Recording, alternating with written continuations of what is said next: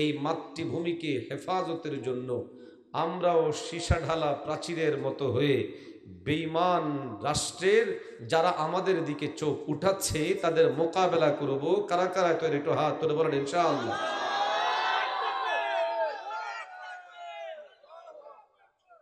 আল্লাহ হাতগুলোকে কবুল করেন। আরো আসতে বলেন, আর একটু জোরে বলেন না। আমাদেরকে শিখানো হচ্ছে সম্প্রীতি। কারা শিখায়? যাদের দেশে প্রতিনিয়ত মুসলমানদেরকে শুধু ইসলামের কারণে আক্রান্ত হতে হয়, আঘাতপ্রাপ্ত হতে হয়, বারবার তাদেরকে ঘর ভারী ছাড়তে হয়। আওয়াজ দিয়ে বলে ঠিক না বেঠিক? শুধু এতটুকু না, এই বিজেপি ক্ষমতা আসার পর থেকে গোটা ভারত জুড়ে মুসলিম নিধনের এক মহ উৎসব চলতেছে। মসজিদগুলোকে ভেঙ্গে প্রকাশ্যে দিবালোকে মসজিদের সামনে গান বাজনা বাজানোর মতো ঘটনা আছে না নাই? শুধুমাত্র একজন বয়োবৃদ্ধ মানুষ, তিনি কোথাও যাচ্ছিলেন, তার প্যাকেটের মধ্যে, ব্যাগের মধ্যে ধারণা করেছে যে গোস্ত থাকতে পারে। এখন গোস্ত, এটা তো লেখা থাকে না গরুর গোস্ত না খাসির গোস্ত না কিসের গোস্ত। গোস্ত আছে, এক প্যাকেট গোস্ত আছে। এটাকে গরুর গোস্ত বানিয়ে একজন বয়োবৃদ্ধ মানুষকে এমন ভাবে নির্যাতন করেছে যেটা কোনো মানুষে করতে পারে না, একমাত্র পশুর পক্ষেই সম্ভব। তাহলে এরকম নির্যাতনে যারা অভ্যস্ত, যাদের রাষ্ট্রপ্রধান মুসলিমদেরকে বের করে দেওয়ার কথা বারবার বলে,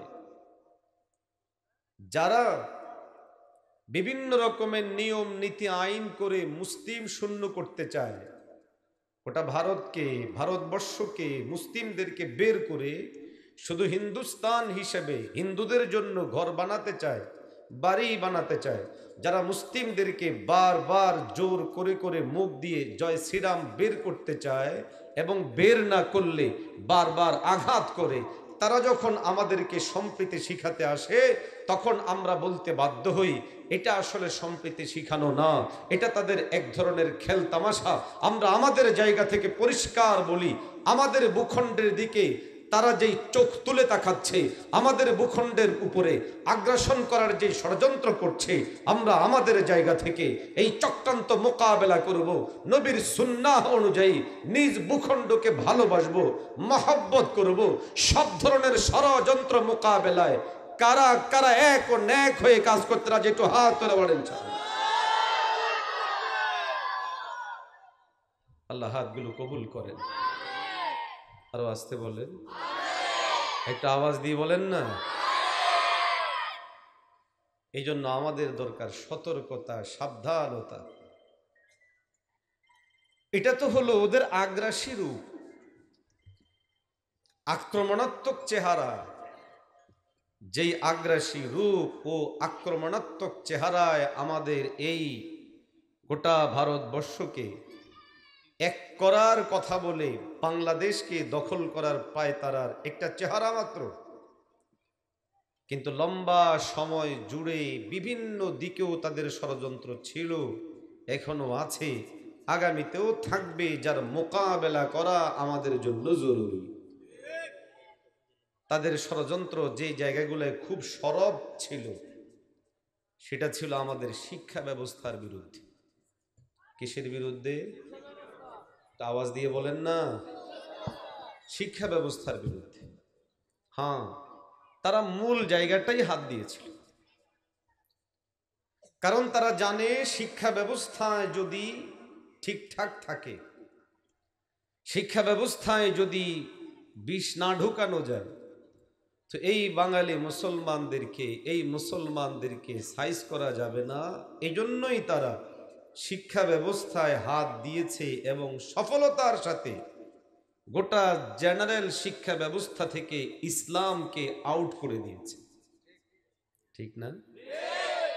এর ফলাফল কোন একজন শিশু ক্লাস 1 থেকে শুরু করে মাস্টার্স পর্যন্ত যদি কমপ্লিট করে জেনারেল শিক্ষা ব্যবস্থায়, ডাক্তার হবে, ইঞ্জিনিয়ার হবে, ব্যারিস্টার হবে, আরো অনেক কিছু হবে, ইংরেজি অনর্গল বলতে পারবে, বিশুদ্ধ বাংলায় সাহিত্য রচনা করবে, কবিতা লিখবে, বই লিখবে, সব পারবে।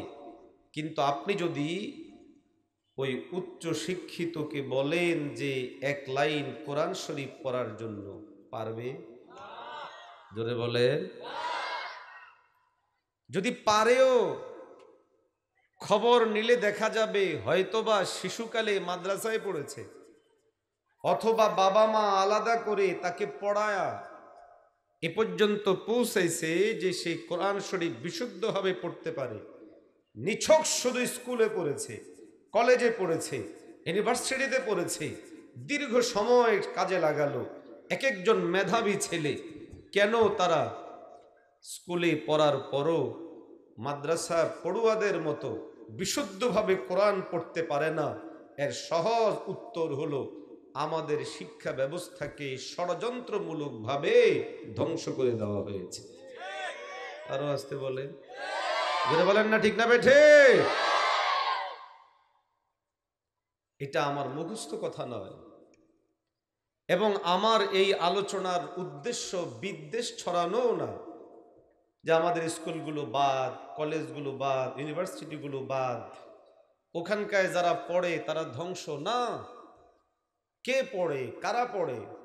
হয় আপনার সন্তান, অথবা আমার সন্তান, আপনার ভাই, আমার ভাই, আপনার স্বজন, আমার স্বজন। এবং দুনিয়ায় চলার জন্য জাগতিক এই শিক্ষা ব্যবস্থা লাগবেই। ডাক্তার লাগবে, ইঞ্জিনিয়ার লাগবে, ব্যারিস্টার লাগবে, ওকিল লাগবে। তো প্রশ্ন হলো, প্রয়োজনীয় এই শিক্ষা ব্যবস্থাটা কোরআন শূন্য কেন হলো, দিন শূন্য কেন হলো? কেন এখান থেকে যারা পড়ে তারা ঠিক কি কারণে কোরআন শরীফটাও শুদ্ধ করে পড়তে পারে না? তারা বাংলা পড়ে, অঙ্ক পড়ে, ইংরেজি পড়ে, সমাজ পড়ে, বিজ্ঞান পড়ে, কিন্তু কালামুল্লাহের পাঠ তাদের কেন নাই? কেন তাদেরকে মাসআলা মাসাইল শেখানোর কোনো ব্যবস্থা নাই?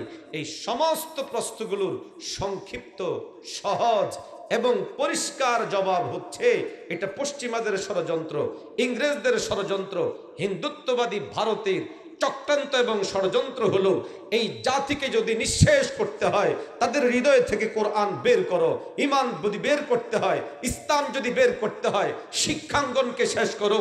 আপনি আমি শপথ নিতে হবে, আজকে হাকিমুল উম্মাহ, জামিয়া হাকিমুল উম্মাহের মাধ্যমে এ ধরনের প্রতিষ্ঠান গড়ে আমাদের সন্তানদেরকে জেনারেল শিক্ষায় শিক্ষিত করে যারা আমাদের সন্তানদেরকে শেষ করতে চায়, তাদের মোকাবেলায় আমরা একজন আদর্শ সন্তান গড়ে তুলব, যারা আমাদের দেশের জন্য, মাটির জন্য, ইসলামের জন্য কোরবান করবে। জোরে বলেন ঠিক না ঠিক?